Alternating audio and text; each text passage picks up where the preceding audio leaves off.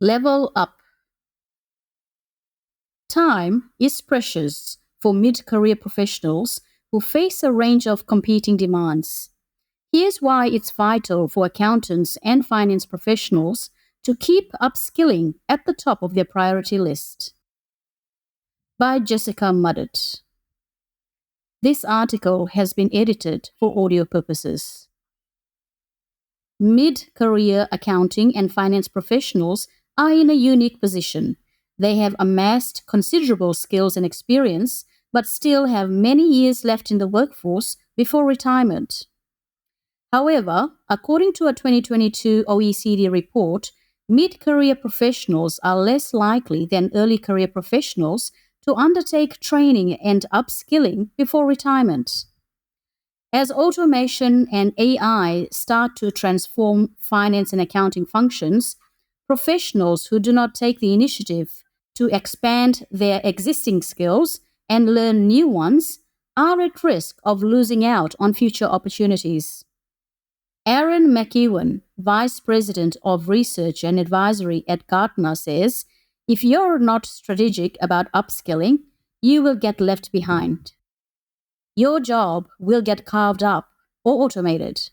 The people who come through who are curious, ambitious, and hungry will pass you by. Eventually, you end up with a reputation of being old school. Despite their importance, training and career development can often take a back seat to a myriad of other tasks and responsibilities for the mid-career group, defined by the OECD report as aged between 40 and 54. People in this age bracket tend to have more domestic care responsibilities, and they are also moving into more senior professional roles. This creates the upskilling perfect storm. Aaron McEwen says complacency is also a factor.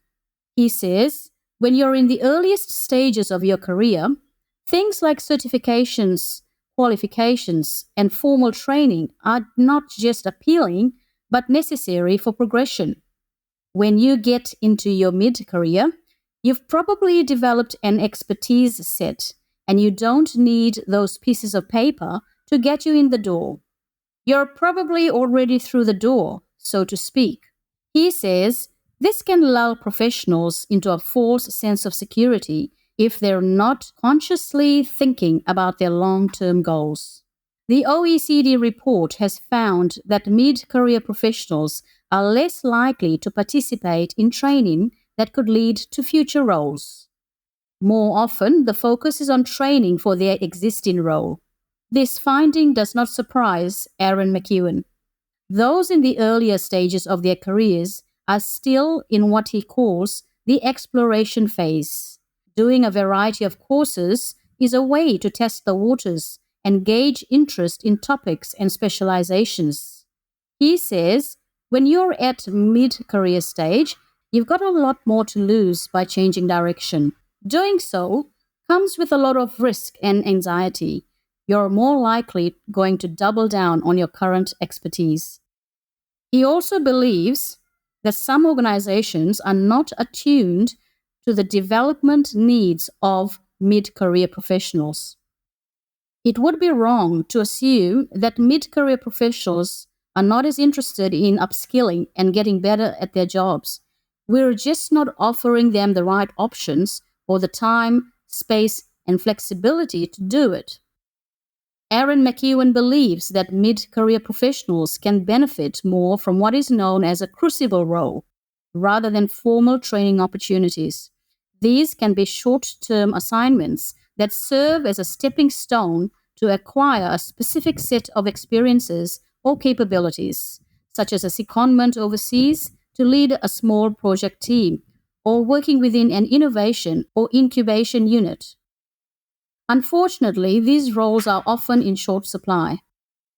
Aaron McEwen says, few organizations are willing to offer an untested leader the opportunity to lead a critical business function. They're not creating those crucible opportunities that allow people to accelerate to the next level.